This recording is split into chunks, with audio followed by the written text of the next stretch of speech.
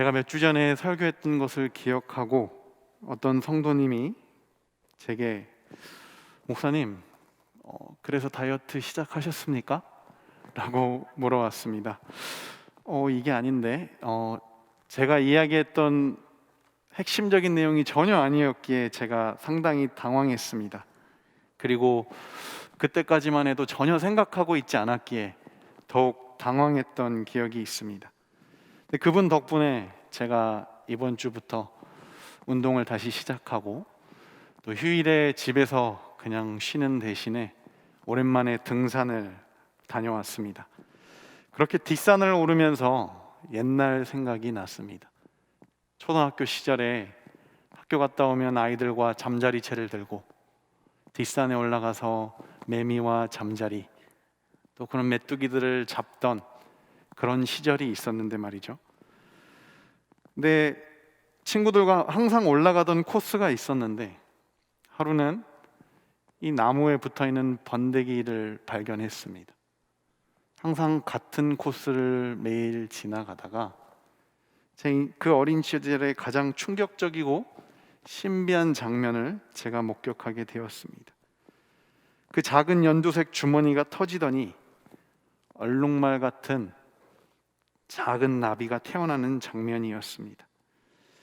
어떻게 애벌레가 나비가 되는지도 참으로 신비하지만 이 작은 미물, 이 곤충도 자신의 창조된 목적대로 살기 위해 그리고 더 아름다운 삶을 살기 위해 그렇게 몸부림치는 모습이 신기하기만 했습니다. 이런 애벌레의 인생, 땅에서 시작해서 하늘로 올라가는 이 나비의 인생이 오늘 우리에게 도전하는 바가 크다고 생각합니다. 사실 우리 인간도 애벌레처럼 더 소중하고 높은 가치, 목표를 이루기 위해서 더 낮고 천한 가치를 포기하기도 합니다. 신분 상승을 위해서, 물질의 풍성함을 위해서, 더 편안한 삶, 더 만족스러운 삶을 위해서 우리의 여러 가지 정욕과 그런 다른 것들을 우리가 억제하고 더 아름다운 삶을 위해서 우리가 노력합니다. 여러분, 학생들은 고시에 합격하기 위해서, 취업하기 위해서 잠도 포기하고 자기가 즐기는 그런 일들도 포기하고 공부합니다. 좋은 직장, 또 인정받기 위해서 내가 누리고 싶은 것들을 많이 포기하며 스펙을 쌓습니다. 또 더 아름다운 외모를 위해서 우리가 먹고 싶은 음식들을 먹지 않고 다이어트를 혹독하게 하기도 하지 않습니까? 눈앞에 있는 것이 아니라 저 멀리 더 소중하고 가치 있다고 생각하는 것에 우리의 시선이 고정되어 있을 때 우리는 그렇게 살아갈 수 있습니다. 얼마 전 베이징 올림픽이 막을 내렸습니다만 여러 가지 반칙과 편파 판정, 그런 논란들이 많았던 그런 올림픽이었죠. 무엇보다도 이 피겨 스케이팅의 발리에바라는 러시아 선수가 약물을 복용했음에도 불구하고 출전해서 큰 논란이 됐었습니다. 우리나라의 김연아 선수가 그때 모든 선수의 노력과 꿈은 공평하고 소중하게 여겨야 한다라고 일침을 가했었는데요. 이 김연아 선수는 역대 최고의 피겨스케이터로 평가받고 있습니다. 근데 이 김연아 선수가 누구보다도 더 땀과 눈물을 많이 흘렸기에 그가 그런 말을 할 수 있었는데요. 예전에 무릎팍도사라는 프로그램에 출연해서 강호동 씨와 대화하면서 이 김연아가 야식이 뭔가요? 라는 그런 질문을 해서 많은 사람들이 놀랐습니다. 그러면서 자기는 기름진 음식 또 밀가루 음식을 한없이 먹어보는 것이 소원이다. 때로는 먹고 싶은 것을 먹을 수 없어서 밤마다 서러움에 눈물을 흘린 적이 있다. 그런 이야기를 했었습니다. 왜 그런 고된 삶을 자처하면서 그녀는 그렇게 살았을까요? 올림픽 시상대의 가장 높은 곳을, 그 영광스러운 모습을 바라보며 그녀는 다른 어떤 것보다 그 목표를 향해서 그녀의 시선을 고정하고 살았던 것입니다. 이렇게 우리가 어디를 바라보며 가느냐, 그것이 우리가 지금 있는 자리에서 어떤 삶을 사느냐를 결정합니다. 사랑하는 성도 여러분은 지금 어디를 바라보고 무엇을 찾는 인생을 살아가고 계십니까?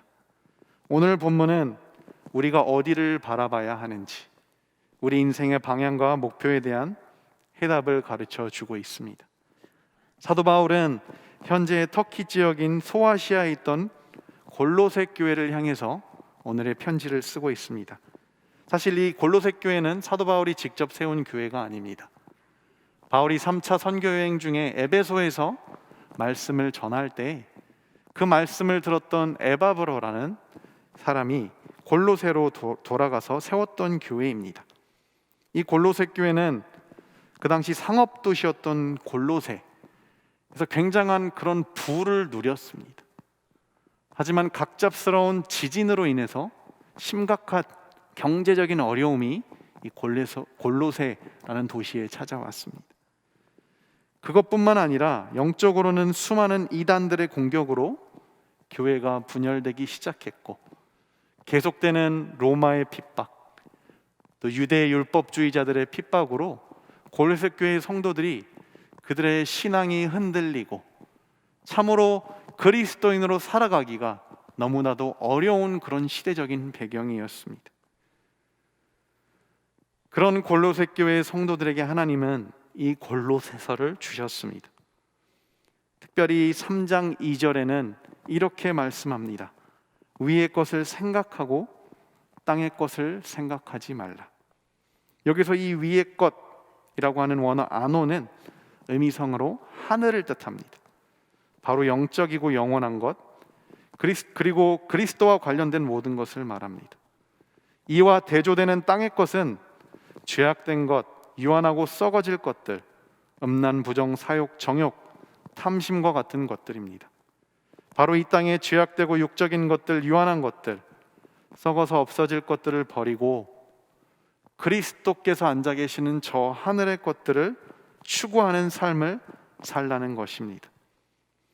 우리는 이 인생의 원리와 삶의 올바른 방향을 너무나도 잘 알고 있습니다.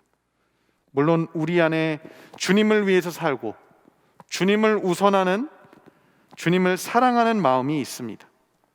그래서 내 말로는 내가 하는 공부가, 내가 하는 사업이, 내가 하는 사역이 주님을 위한 것이라고 우리가 고백하며 주님의 영광을 위해서 하는 것이라고 우리가 고백합니다. 내가 주님의 나라를 바라보며 그분을 위해서 살아간다고 하지만 솔직히 우리의 동기가 순수하지 못할 때가 있습니다. 아니, 처음에는 순수한 동기로 시작했어도 그 목적을 살아가는 과정이 변질되고 하나님 앞에 순수하지 못할 때가 있습니다. 주님의 영광이라는 포장지를 가지고 그 속에는 나의 야망을 이루고 내 자아를 실현하고 명예를 채우고 내 쾌락을 즐기기도 합니다. 시험만 되면 예배 잘 드리리라. 내가 하는 이 사업이 대박만 치면 내가 하나님 잘 섬기고 이웃들을 돌아보리라. 그렇게 고백합니다. 그래서 내가 하고 있는 이 취업 준비, 내가 하는 사업, 직장의 일을 다 주님과 연결시키고 위의 것을 찾는다는 명분으로 때로는 우리가 오늘의 삶을 하나님 앞에 합리화하기도 합니다. 주님이 주신 비전을 위한 거니까, 나중에 하나님의 영광을 위해서 하는 거니까 괜찮아 라고 합리화하기도 합니다. 그런데 우리가 주님 앞에 서 있고 주님을 위해서 사는 삶을 포기하면서까지 지금 그렇게 하고 있다면 그것은 무언가가 잘못되어 있는 겁니다.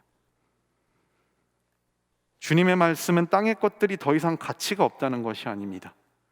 예수님과 영원히 살 것을 믿는다면 땅의 것이 아니라 위의 것을 찾으라는 겁니다.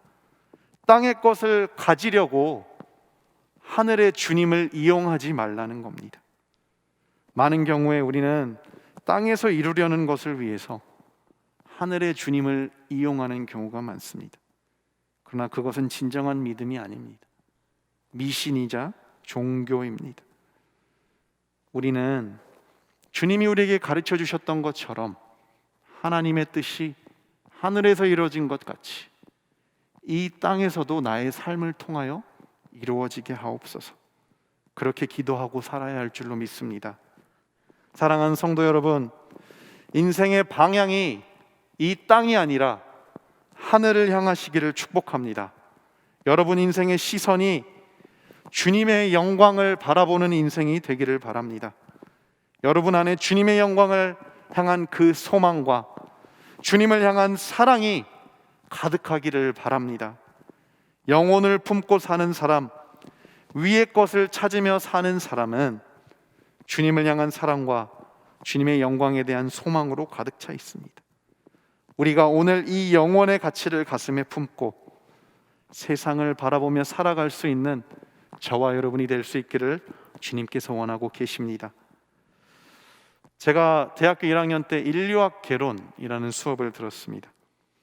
그 커리큘럼 중에 이 문화의 충돌에 대한 주제로 수업을 하게 되었는데, 이 교수님께서 창끝이라는 영화를 우리에게 보여주셨습니다.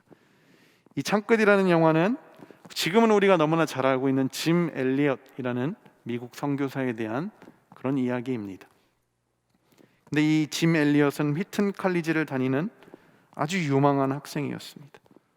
에콰도르에 주님에 대해서 한 번도 들어보지 못한 이 아쿠아족이 있다는 소식을 듣고 그의 가슴이 불타오르기 시작했습니다. 아, 그곳에 주님이 나를 보내시는구나. 그 부르심 앞에 기도하며 결단하고 믿음의 동역자들과 함께 그곳에 가게 되었습니다. 남미에서 가장 호전적이고 잔인한 부족으로 알려진 이 아쿠아족은 복음을 들어본 적도 없고 외부 세계와 어떤 교류도 없었던 그런 종족이었습니다. 아쿠아족과 접촉을 시도하고 복음을 전하려다 이 짐 엘리엇과 그의 친구들은 무참하게 창과 도끼로 살해당하고 말았습니다. 이 짐 엘리엇의 삶을 중심으로 서로 다른 문화의 접촉과 충돌에 대해서 우리는 몇 주간 강의를 듣고 토론을 했습니다. 이 교수님이 무신론자였는데요, 이 교수님이 마지막에 수업을 마치면서 했던 말이 제 머릿속을 떠나지 않습니다. 이들은 왜 이렇게 무모한 선택을 한 것일까? 이 미국 땅에서도 얼마든지 좋은 일을 할 수 있고, 그러면 더 인정받고 사람들이 칭찬해주는 그런 인생이 됐을 텐데 왜 이렇게 아무 열매도 없고 아무도 알아주지 않는 참 바보 같은 선택을 이들이 한 것일까? 그 질문을 던지시면서 수업을 마쳤습니다. 그때 어떤 학생도 그 교수님의 질문에 대답하지 않았습니다. 사실 저도 마음속으로는 안다라고 생각했지만 그 자리에서 자신 있게 그 질문에 대답하지 못했습니다. 여러분은 어떠십니까? 짐 엘리엇이 왜 그런 삶을 사셨는지 여러분 이해가 가십니까? 이해가 간다고 해도 우리는 실제로 그런 삶을 살고 있습니까? 사실 우리는 위의 것 그리고 고귀한 가치를 추구하는 삶을 살아가더라도 짐 엘리엇보다는 김연아와 같이 시상대의 가장 높은 곳에서 영광을 누리며 또 많은 사람들의 인정을 받는 그런 삶을 사실은 살고 싶어 합니다. 문제는 이렇게 위의 것을 찾고 주님을 위해 사는 사람들의 인생에 있어서 정말로 힘든 것은 때로는 그 영광이 보이지 않는다는 겁니다. 때로는 그 열매가 보이지 않는다는 겁니다. 오히려 주님의 영광이 드러나지 않고 우리의 삶이 해석되지 않고 이해하기 어렵고 애매하고 불안정한 그런 경험들이 너무나 많습니다. 이 골로새 교회도 정말 믿음으로 살아보려고, 여러분 이 당시에 신앙을 가지고 살아간다는 것은 나의 삶을 포기한다는 겁니다. 나의 기득권, 나의 권리, 나의 재산을 포기한다는 겁니다. 전혀 다른 삶을 살겠다는 결단입니다. 그런 결단을 하고 내가 주님 앞에 믿음으로 살아가겠노라고 이 골로새 교회 성도들이 서 있는데, 로마 제국의 핍박과 심지어 유대인들도 율법을 가지고 와서 교회를 핍박하고 공격합니다. 그것조차도 너무 감당하기 버거운데 내부적으로는 이단들이 들어와서 성도들을 미혹하고 빼가고 교회를 무너뜨리고 있습니다. 우리가 목숨 걸고 바쳤던 이 신앙, 이 신앙의 열매는 어디 있습니까? 그 주님의 영광은 왜 우리 교회 가운데 보이지 않는 겁니까? 이런 질문을 가지며 이 골로새 교회의 성도들의 신앙이 심각하게 흔들리고 있습니다. 그런데 오늘 본문 3절은 이렇게 우리에게 말씀합니다. 이는 너희가 죽었고 너희 생명이 그리스도와 함께 하나님 안에 감추어졌습니다. 그리스도인의 생명이 그리스도와 함께 감추어져 있음을 말씀하십니다. 여기서 감추어졌다의 원어 케크립타이는 숨기다, 덮다의 의미를 가지고 있습니다. 이것은 그리스도인들이 새로운 생명을 가졌어도 세상의 사람들에게는 숨겨져 있고 드러나지 않을 수 있다는 겁니다. 중요한 것은 드러나지 않는다고 해서 그것이 없는 것이 아니라 잠시 감추어져 있을 뿐이라는 겁니다. 그리스도인의 인생은 불확실하고 애매하고 희미하고 이해할 수 없어도 잠시 감추어졌을 뿐입니다. 그래서 세상은 우리를 알아보지 못하고 인정하지 않을 수도 있습니다. 세상의 사람들은 심지어 우리를 비웃고 조롱하기도 합니다. 짐 엘리엇의 삶도 이처럼 감추어지고 영광이 없고 열매가 없는 것처럼 보였습니다. 사람들도 조롱하고 비웃었습니다. 그런데 이 짐 엘리엇이 아우카족에게 가기 전에 그의 일기에 썼던 유명한 고백이 있습니다. 영원한 것을 얻고자 영원할 수 없는 것을 버리는 자는 바보가 아니다. 그리고 그는 하나님께 이렇게 기도했습니다.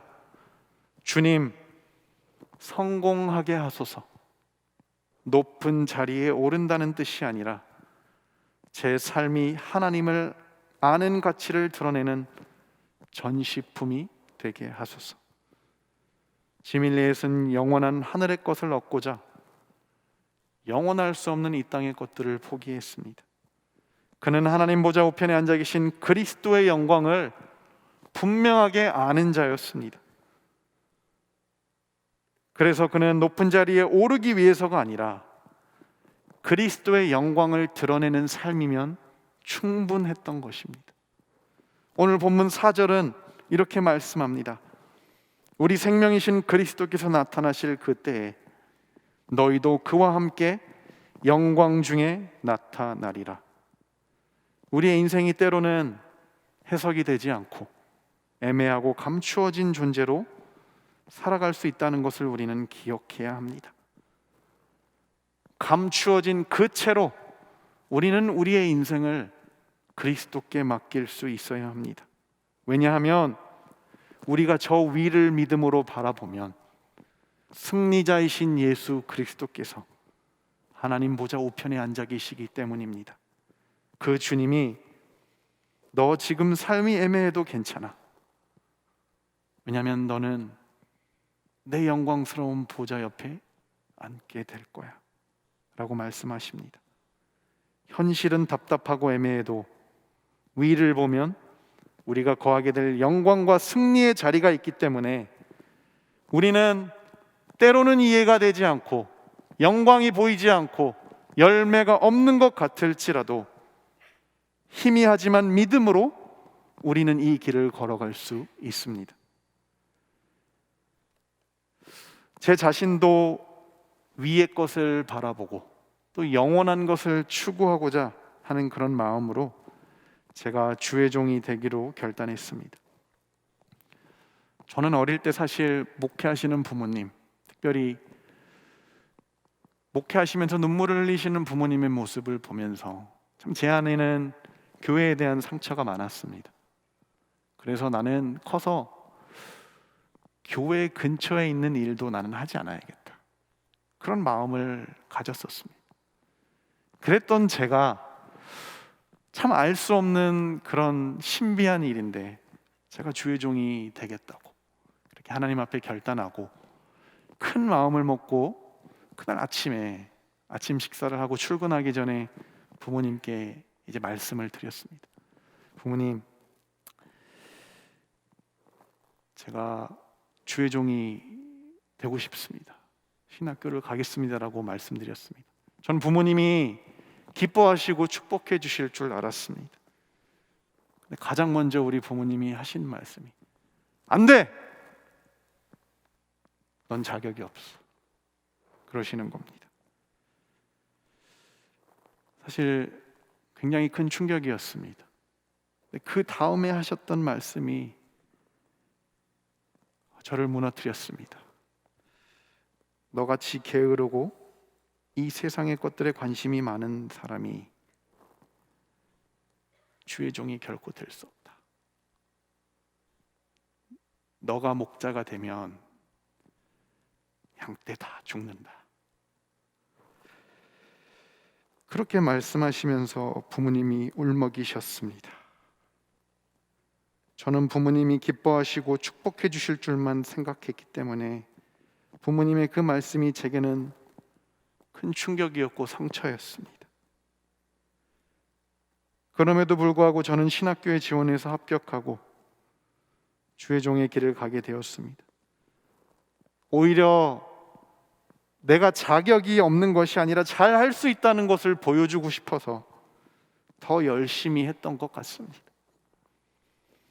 그런데 신학교에 입학하기도 전에 정말 오랜만에 동창 모임에 나가게 됐습니다. 근데 그 동창 모임에서 오랜만에 만난 친구들이 돌아가면서 근황을 이야기하며 나는 결혼하고 이제 애도 낳았어, 최근에 고시에 합격해서 또 이렇게 했다면 서로 축하해주고 서로의 근황을 들으며 함께 그런 이야기를 나누면서 이제 드디어 제 차례가 됐습니다. 저는 이제 오랫동안 유학을 갔다가 오랜만에 정말 그 모임에 갔기 때문에 제가 뭘 하고 있는지가 친구들의 초미의 관심사였습니다. 제가 나 신학교 들어가서 목회자 된다 라고 이야기하니까 말할 수 없는 침묵이 흘렀습니다. 친구들이 뭔가 실망한 눈치였습니다. 근데 저 뒤에 앉아있던 제 친구 한 명이 그럴 거면 유학을 뭐하러 갔대?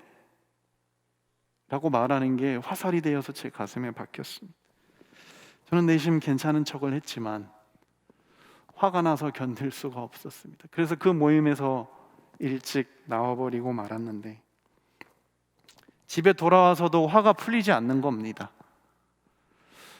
아니, 세계 최고의 명문대를 나와서 하나님 앞에 서도 주의 종으로 설 수 있을까 말까 한 것인데 주의 종을 그렇게 생각하는 것이 화가 난다라고 저는 생각했습니다.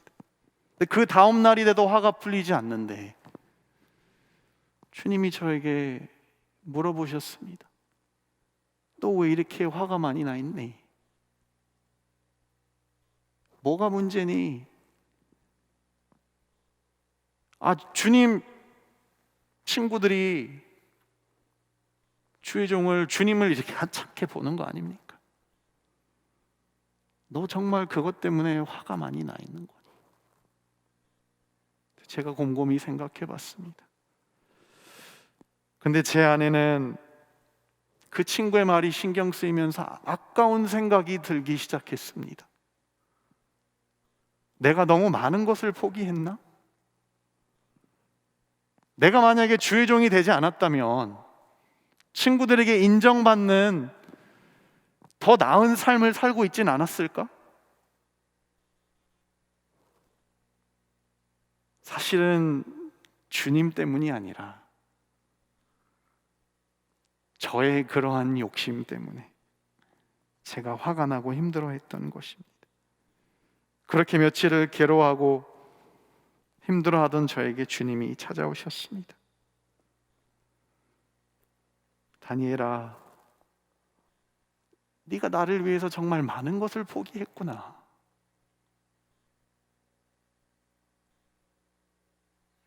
그런데 나는 너를 위해서 나의 모든 것을 주었는데, 내 자존심도 내 영광도 다 포기하고 너를 위해서 나의 모든 것을 내어 던졌는데 너는 그것이 참 아까웠나 보구나 라고 주님이 저에게 말씀하셨습니다. 주님께서는 나에게 생명을 주시기 위해 자신의 생명을 버리셨습니다. 주님께서는 내가 하나님의 아들이 되게 하시기 위해서 하나님의 아들로서 버림을 받으셨습니다. 하나님께서는, 그 주님께서는 나를 의롭다고 하시기 위해서 친히 죄인의 자리에 서셨습니다. 사랑하는 성도 여러분, 우리가 사랑하는 사람에게 전부를 주고 싶은 마음을 가지고 있을 때 그 상대는 작은 것 하나도 계산하고 있고 아까워하고 있다는 것을 여러분 발견했을 때 그 상처가 얼마나 큽니까? 그런데 주님 앞에서 제 모습이 그런 모습이었습니다. 주님에게 나는 세상의 전부였지만 주님은 나에게 세상의 일부일 뿐이라는 것이 주님의 마음을 울렸던 것입니다. 그 사실을 깨닫고 주님 앞에 눈물로 회개하며 저의 신앙을 다시 한번 주님 앞에 점검하고 주님 앞에 그 첫사랑을 회복하게 해달라고 기도했습니다. 그 사랑과 은혜를 깨닫고 분명히 믿는다고 하는 지금도 주님을 위해서 이제는 내가 모든 것을 다 포기했고 하늘의 소망을 품고 살아간다고 고백하면서도 여전히 내 안에는 내가 많이 있어서 어디 더 편하고 좋은 사역지는 없나? 내가 어떻게 하면 사역 잘한다고 인정받을 수 있을까? 와 같이 육신적이고 세속적인 목표와 욕망들이 꿈틀거리고 있음을 발견합니다. 주님께서는 여전히 이 땅의 것들을 버리지 못하고 내 안에 내가 너무 많이 살아있는 자격 없는 저의 모습을 보게 하셨습니다. 그래서 주님께서 오늘 다시 한번 말씀으로 저를 찾아오셨습니다. 그러므로 너희가 그리스도와 함께 다시 살리심을 받았으면 위의 것을 찾으라. 거기는 그리스도께서 하나님 우편에 앉아 계시느니라. 사실 우리는 위의 것을 찾으며 살아갈 자격도 없고 그럴 능력도 없는 자들입니다. 그래서 오늘의 말씀이 더욱더 우리에게 절실히 필요합니다. 오늘 말씀은 율법적으로 우리가 이 땅의 지체를 죽이고 하늘의 것을 추구하며 살아가라고 명령하는 것이 아닙니다. 예수님을 믿는 것이 하나의 품격 있는 취미도 아니고 미신도 아니고 종교도 아닙니다. 나는 너를 위해서 나의 생명을, 나의 전부를 버리고 너만을 사랑했는데 너는 지금은 이 땅의 것들을 버리고 나를 따르는 삶을 살지 않겠니? 라고 간절하게 호소하시는 그 예수님 앞에 우리가 응답하고 이제는 정말 세상과는 다른 삶을 살겠다라고 하나님 앞에 결단하기를 원하시는 겁니다. 바울이 갈라디아서 2장 20절에 이렇게 고백했습니다. 내가 그리스도와 함께 십자가에 못 박혔나니 그런즉 이제는 내가 사는 것이 아니요 오직 내 안에 그리스도께서 사는 것이라. 이제 내가 육체 가운데 사는 것은 나를 사랑하사 나를 위하여 자기 자신을 버리신 하나님의 아들을 믿는 믿음 안에서 사는 것이라.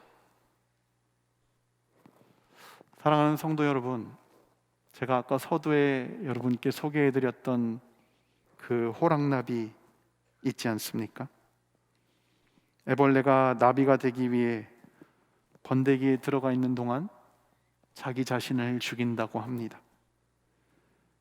자기의 모든 옛 모습을 강한 산성으로 다 녹이고 죽여버리고 다시 아름다운 나비로 태어난다고 합니다. 그런데 다시 태어나서 하늘을 비상해야 할 그 나비가 애벌레의 모습을 잊지 못하고 계속 진흙구덩이에 나무에 달라붙어서 뒹굴고 있다면 그 얼마나 비참한 모습입니까?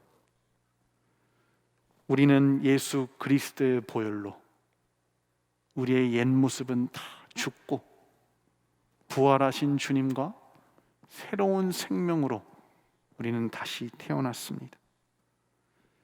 그런 우리가 여전히 이 땅의 것들을 사랑하고 죄악 속에서 뒹굴고 있다면 그 얼마나 비참하고 하나님이 마음 아파하시겠습니까?